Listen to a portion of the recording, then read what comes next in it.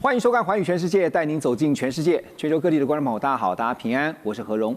两岸大事国际焦点，深度剖析，打开视野。透过 YouTube 收看朋友，请您帮我们按赞、订阅、加分享，动动手，开启小铃铛。也欢迎您告诉我们在哪个城市打卡收看。欢迎大家多多的跟我们互动交流，留言表达您的看法。好，来欢迎今天的三位来宾。首先是淡江大学战略所助理教授马准威老师。主持人好，各位观众朋友，大家好。好，另外是清华大学 EMBA 讲座骆秉宽老师。何荣好，大家好。还有美国共和党前亚太区主席方恩格 Russell。大家好。好，三位老师先祝大家新年快乐啊！新年快乐，新年快乐！因为呢，这个农历春节马上就要到了，对华人来说是每一年最重要的一段节期。当然，这个春节假期呢，除了大家平安之外呢，也希望2026这一年世界整个全球可以缓和些。不过关键还在于美中两个大国之间如何互动啊！当然，我们要说的就是美中的元首最可能的4月要第一次见面。这个习川会呢，现在是全球在高度关注。南华早报最近就指出呢，川普访中的行程虽然还没有最终敲定，但可以预计呢，就是在4月上旬会成型。而这也会是继去年10月份习川两人在釜山见面之后啊，再度的面对面交锋。不过双方的前提最近似乎也浮上了台面啊。这个前提是什么呢？复旦大学美国研究中心主任吴兴博，他认为北京与华盛顿在台湾问题上的战略角力将会异常激烈。而另外，同样也是在研究中心的副主任叫信强，他则直言说，如果从釜山峰会到4月川普访中这段期间，美方对台军售的规模累计冲破300亿美元大关的话，他说中方会完全无法接受，也说呢，川普行事风格难以预测，也无法排除在访中结束后立刻就宣布新军售案的可能性。确实啊，因为这个川普实在是让人家很难去猜测他就是说变就变，而且常常在变。好，但是有一个事实啊，就是美国历届的总统其实都有对台军售，台湾这边呢，历届总统也都曾经批准同意通过，所以呢，这并不是所谓的在画红线啊，只是说如何处理军售议题。尤其我们看到在2月初，马老师，我先请教您啊，因为习川两人在2月初其实元首先通了个话，而且是中方主动打电话，先打给了俄罗斯，再打给了这个川普哈。那当然特别提到的是军售，所以您觉得哈，美中的第一个博弈区块为什么会是在军售议题这个方面啊，成为这个彼此先博弈的？但是军售刚刚特别提到这个规模啊，为什么是300亿元？这个难道超过会有一个风险，还是说军售的内容项目才是关键？我觉得不管是金额还是内容项目，我觉得中共都非常在乎。但是主要的问题是在于美中在1982年签817公报的时候，其实在公报里面讲得很清楚，就是卖给台湾的武器的质量，就是品质还有数量都要逐年下降。但是因为同时又有台湾关系法出来，那台湾关系法就保留了一个权利，就是它要在平衡就是说两岸之间的一个军力的安全上面，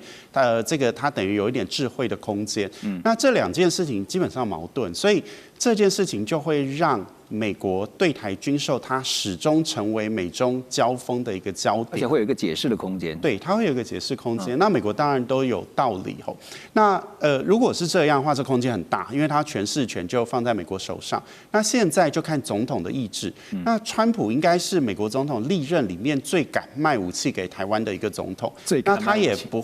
对，然后川普想要保障美国的军工产业的发展，还有制造业发展，那卖武器是一个很便利的一个途径哦，所以看起来美国在未来要卖台湾武器是一个必然的趋势，不光只有这一笔，然后再加上台湾现在预计在2030年要提升军费到GDP 5%，那 GDP 5%这个很大，这个换算一下大概4200亿的这个新台币哦，就是未来会投4200亿的美金，未来会投入在军事预算上面。对，那这么大的金额不买武器，我们能做什么？对不对？那也就你这样，如果你是老共，你推算下来，不管是美方的意愿或台湾现在的这个军事结构，它一定会采购越来越多的武器。所以中方这边由学者这边先提出了一个说，这个川普说变就变的啊，甚至不排除说在第一次的元首会以后，结果可能到了5月、6月，他突然翻盘了，突然又开始加大这个军售。我觉得非常有可能。所以习近平为什么在2月4号这么急的要跟川普通话，而且他通话的重点非常强调单一，就是请美方慎重考量军售的问题。那我认为习近平不光是看到这一笔的军售不管内容、海马式或者是额度，他是看到未来的在。可能他在2027年，在这个21大之前，他要接班之前，又要延任之前，他都会碰到这个问题。可是这件事情会立即冲击到他的正当性，所以我觉得习近平现在非常的着急，跟他的内政有关系，但是也跟台湾在未来军购的这个整体的发展趋势有关。OK， 北京现在对华府有出招，但华府当然现在也有应对的方式啊。现在华府呢还对东京出招啊？怎么说？因为呢，日本经济新闻报道说，在川普对日本众议院大选之前，我们听到了嘛，他表态说这个支持高市早苗。那在这个前一天呢，其实日方就已经接获了美方政府的高层警告，表示说，川普对于这个日本说要对美国5500亿美元的投资计划进度落后了，所以呢感到非常的不满。而美国呢原本是期望在2025年底前就要确定第1号投资案，但到目前为止呢还在讨论包括天然气、火力发电人工钻石制造，还有整个港口整备的3个候选项目都没有正式的确认定案。所以日方是不是有在用拖字诀呢？这让川普非常的不开心啊。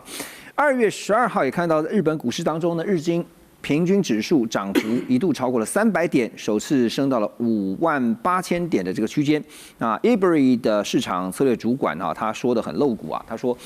日本公共财政已经相当紧绷了，现在如果再进一步扩张支出、增加公债发行，将会提高市场风险溢价，可能会引发新一波债券抛售，而且呢推升殖利率的跳升。日本现在也是一个头2个大了，我相信。那所以骆老师怎么看？好，从金融面，我们先来看一下，在高市早苗的政策刺激下，我们最近也看到日股表现得很强劲这会是日本对于美国关税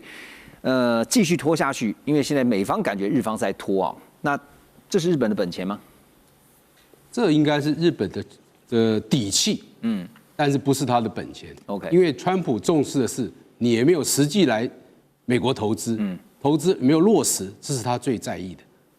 那你没有来投资，你的股市上涨，只是代表你有这个底气。为什么呢？因为高市早苗他推出一连串的政策，大家预期有这个涨价，就是说扩张财政支出日币贬值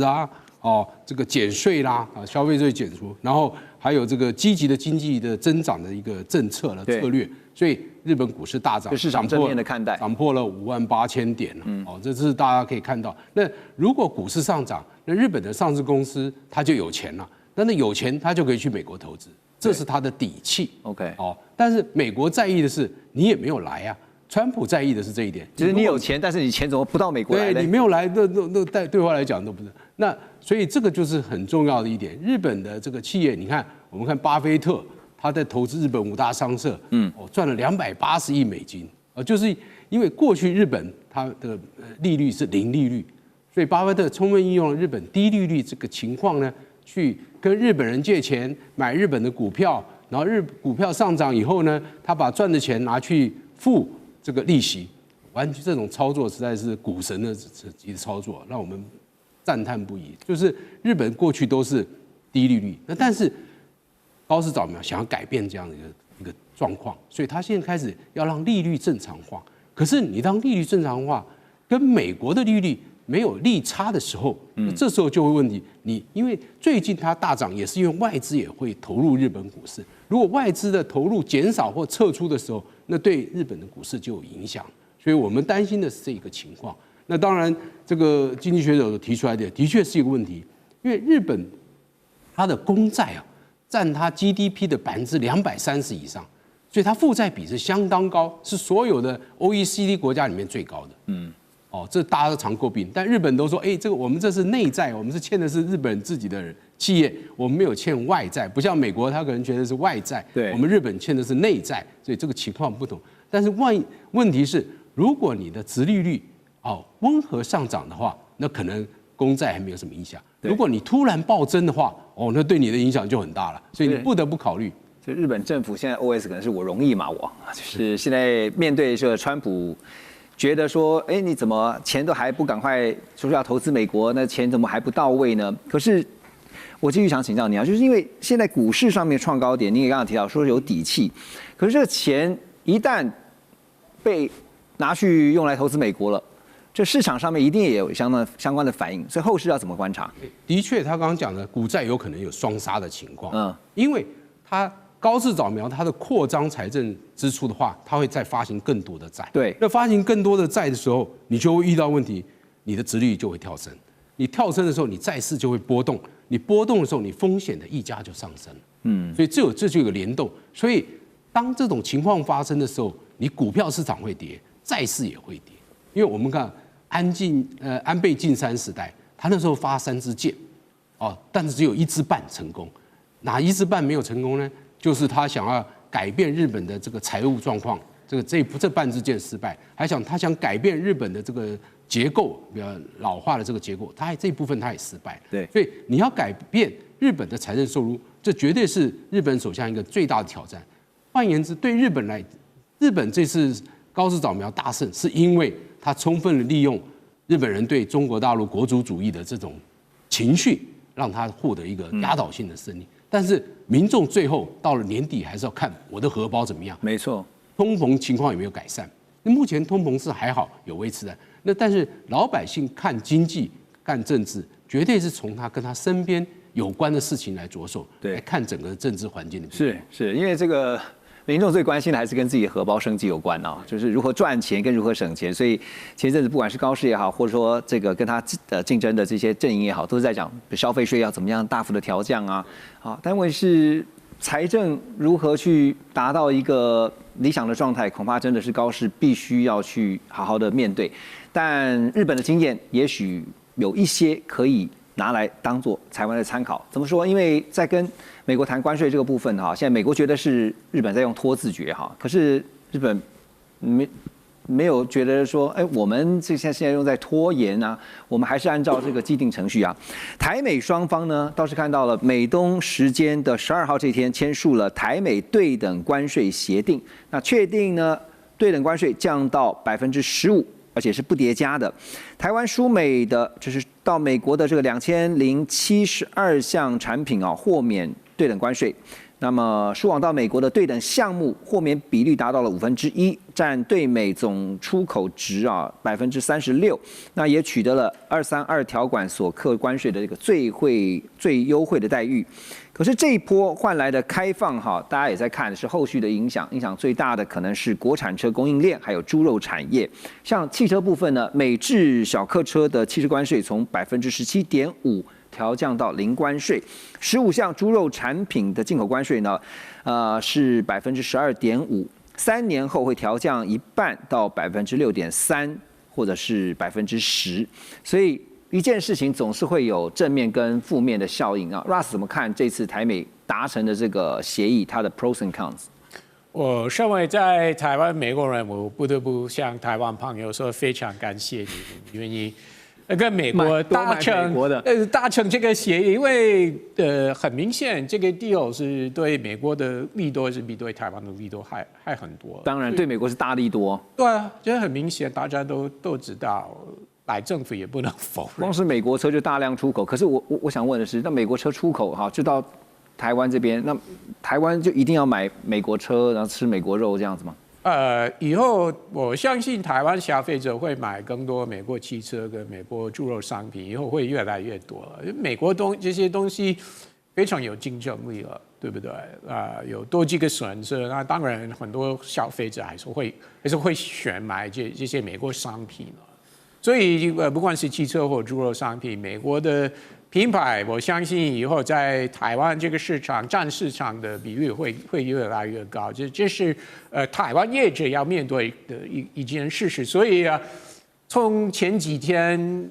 台湾政府就立刻宣布，一边宣布我们跟美国达成协议，那另外一边说我们会提供补助给本地业者补助，对不对？因为你知道的确会影响到本地业者。好，那川普他其实你可以看到他的做事的逻辑，就是说他当然要扫除，第一步是扫除各国对于美国货物商品的进口障碍，好，就是这个贸易障碍。然后第二呢，就是要所有人啊，各国都去投资美国。所以呢，包括了日本呢5500亿，韩国呢3500亿，台湾呢先期是第一阶段2500亿哈。不只是这三个地方哈，这其他的也是啊，大举的投资美国。那马上4月份这个全球关税就要满1周年了哈，所以你会发现，虽然川普他希望从海外不断的把钱带到美国去，可是每个国家或者是经济体呢，也都有他们自己相对应的做法。有没有哪些你看出来？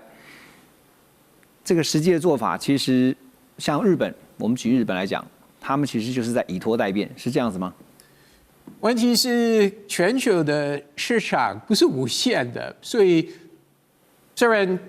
你对美国有很多质疑，那你要找新的伙伴啊。那如果是欧洲啊，不管是欧洲哪一个领袖去访问中国，想跟中国做生意啊，但是这个是一个可以了解是一个选择，但是他们是考虑他们自己的经济安全，对不对？所以他们也不是无限跟中国做生意，不是自由贸易协定，对不对？而且他们希望中国是买他们的东西，但是中国是希望他们买中国的东西，对不对？所以虽然通常美国怎么样啊，那我们跟中国谈好，但是他们跟中国到底能谈到什么地步？不是无限的。那另外说，那我们跟非洲或中东、南美洲增加贸易跟生意，但是这个也是别人也要了，对不对？中国也要进入了，美国也要进入了，对不对？所以有其他的选择可以跟他们谈，但是还是要了解美国的重要性，这个也是他们不能避免。所以这么多国家还是答应川普啊，川普要他们降低对美国商品的关税，他们要接受美国对他们的关税是会比以前会提高，还有部分的国家要投资美国，所以其实这些国家可以看看有没有其他的贸易伙伴，但是美国还是最重要。好，那你有没有感觉到，其实即便是如此，可是呢，有一种迹象是大家都在等，反正就是拖过川普执政的这段时间，这段可能是最 harsh 的，但是呢，等到他其实这个不一定。第一，如果是2028年美国选一个共和党候选人当总统的话，那他就会延续川普的政策，尤其是贸易方面。那如果民主党选上的话，那很多这些国家在这个时候给美国的贸易方面的承诺，那连一个民主党也不会罢休的，对不对？当然了，比如说欧盟、日本、南韩、台湾答应投资美国那么多钱了，那如果是换一个民主党籍总统的话，他不会说好算了，你不用投资，怎么可能啊？所以今天台湾答应美国所有的项目都一定会延续了，对啊，一样。对，你也觉得拖代变不是只拖到川普下来，而是拖让它产业有个调试的空间，对，有个调试的期间。不要被这个期间我应付来不及，我措手不及，应该是这样的考量。OK， 好，我们先休息一下，等一下回来关心解放军相关的议题，马上回来。